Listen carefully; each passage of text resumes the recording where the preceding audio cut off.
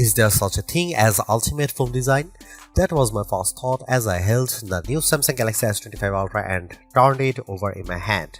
Surely it's lost a bit of identity as it shed the last vestiges of Galaxy Note design and adopted the more familiar and blockier look of its Galaxy S breathing. The Galaxy S25 Ultra looks not only more like all other S25 phones in the lineup but more like an iPhone than ever before. I don't consider this mimicry. Instead, as I noted above, there may in fact an ultimate smartphone design, and for the Ultra line this shift was inevitable.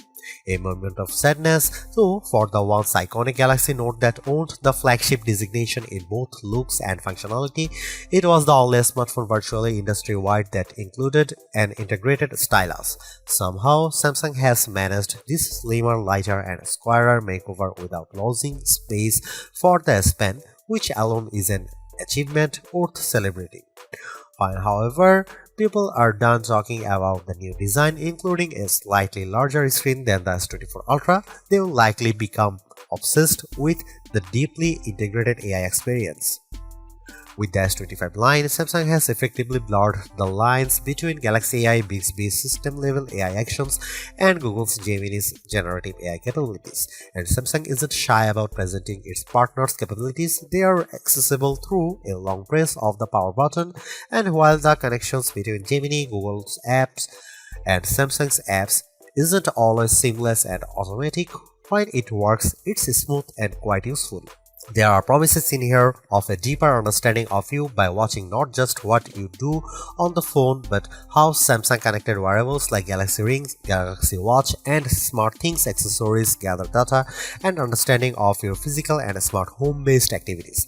Ultimately, that information is presented as part of now brief home screen widgets that give you, among other things, morning and evening briefs. That tracking might sound scary if Samsung hadn't worked closely with silicon partner Qualcomm to ensure that the Snapdragon 8 Gen 8 Elite for Galaxy has a silicon core that's devoted to your personal data engine, and if it weren't for Samsung's liberal use of its Knox security both of the phone and across its ecosystem of devices. In my time reviewing the S25 Ultra, I saw some personal insights in my briefs but not enough for them to be meaningful. I think this is the kind of feature that will bear fruit after weeks of using the phone and essentially training the AI to understand you. AI can be found sprinkled throughout the system, including in photography, which is a good thing since Samsung has done little to upgrade the physical camera array. Of the 5 cameras, only one got an upgrade, the ultra-wide, which is now a 50-megapixel camera. On the other hand, Samsung has upgraded its Pro Visual engine, and as a result, photography is generally even better than on the Samsung Galaxy S24 Ultra. And if your photographic skills aren't up to snuff, you can now ask Gemini to suggest changes based on the quality of your own photos. There are more powerful tools for generating AI images and making AI alterations to existing photographs. Sketch to image is more powerful than ever, and I found that using the S Pen with sketch to image generated incredibly realistic AI editions.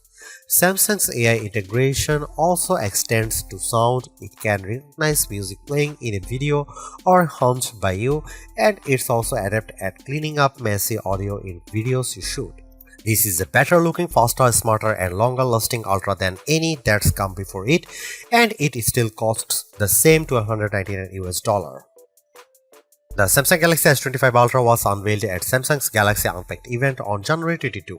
It's available to pre-order now in a choice of 4 colors wherever to buy: titanium silver blue, titanium white silver, titanium grey and titanium black, and 3 more that are exclusive to the Samsung store: titanium jet green, titanium pink gold and titanium jet black.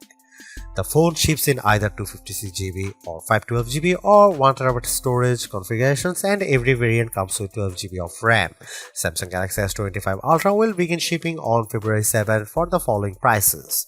The 256GB variant is $1,299 US, 512GB price is $1,499 US, and 1TB is $1,659 US.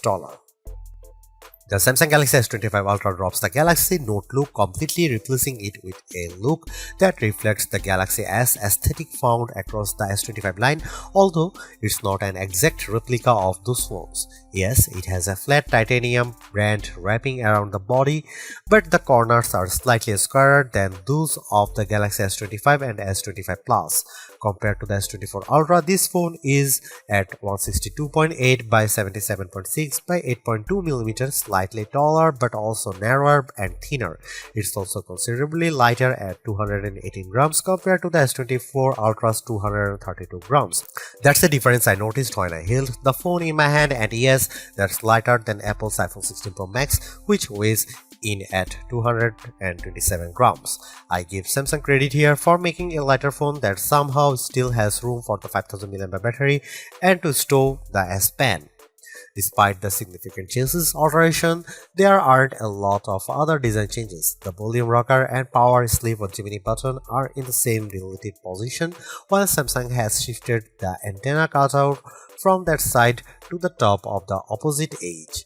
On the bottom is the same USB-C charging and data port, a wide slot for the base speaker, the S Pen slot, and a SIM slot. That last slot is notable because while Apple's iPhone line in the US only offers eSIM support, the S25 Ultra offers a standard SIM and eSIM and includes dual SIM support. While the S25 Ultra's body is titanium, the front and back are swaddled in Gorilla Glass Armor 2, which includes the extra protection of ceramic. However, while this material might protect the phone from drops, it's still not scratch proof, and even though I have taken extreme care with my review unit, I'm still noticing some long scratches on the display.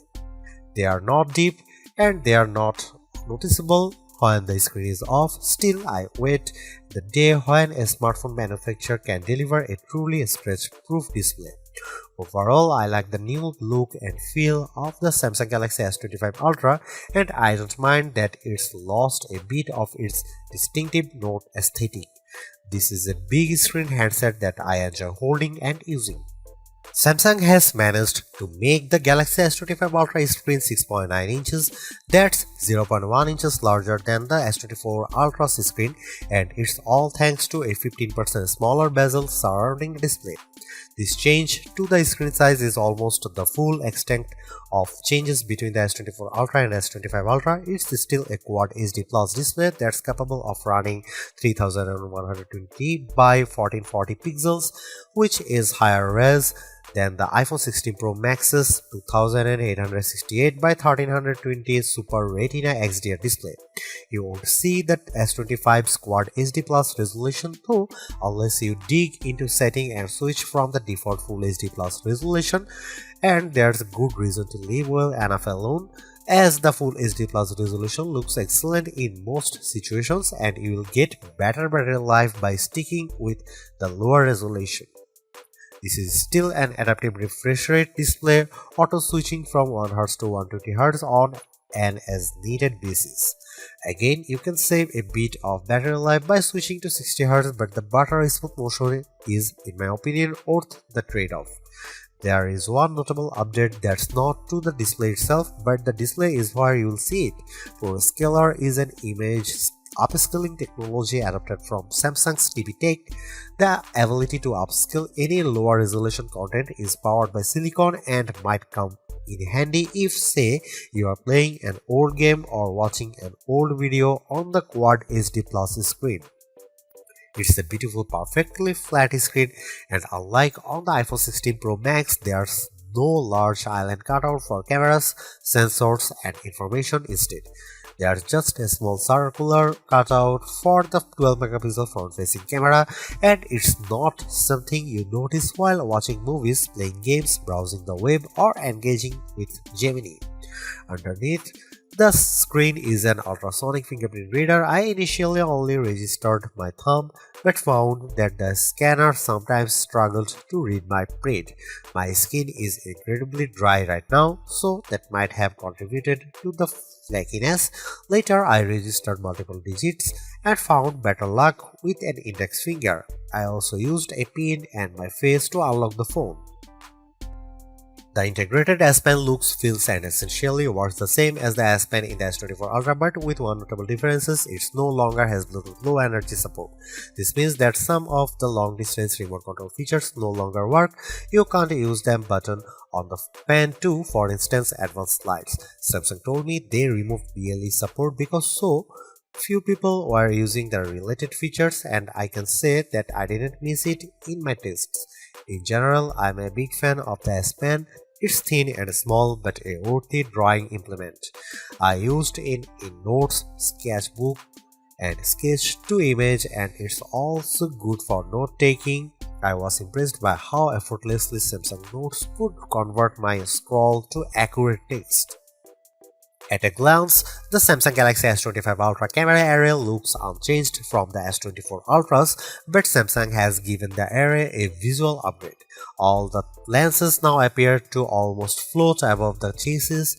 It's a neat effect, but for the most part it's a skin-deep alteration, and Samsung has left almost all the camera aspects unchanged. Here is what you will find on the S25 Ultra.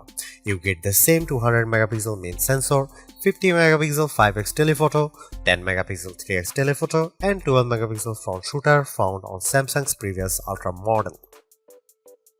The only new camera of the bunch is the 50 megapixel ultra wide. More pixels here mean better low light performance for ultra wide shots and more detailed macro shots.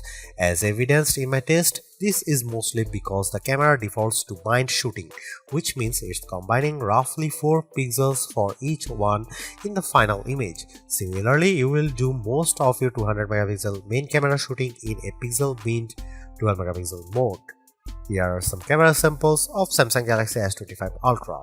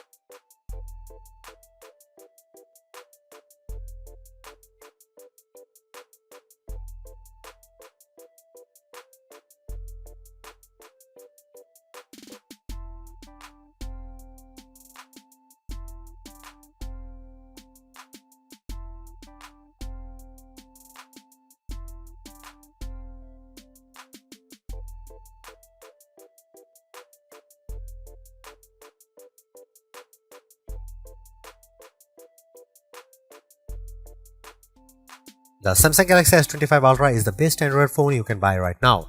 Interacting with AI has never felt more natural or useful. In addition, the phone's gorgeous screen, helpful S Pen, solid battery life, and class-leading power all contribute to Samsung's most well-rounded offering. Top-tier cameras with exceptional zoom merely top it all off. You can get a similar overall experience from the Galaxy S25 Plus and the Pixel 9 Pro XL for less money, but with a slightly smaller screen and without the stylus. For anyone seeking the ultimate Android phone too, the Galaxy S25 Ultra is our editor's choice winner.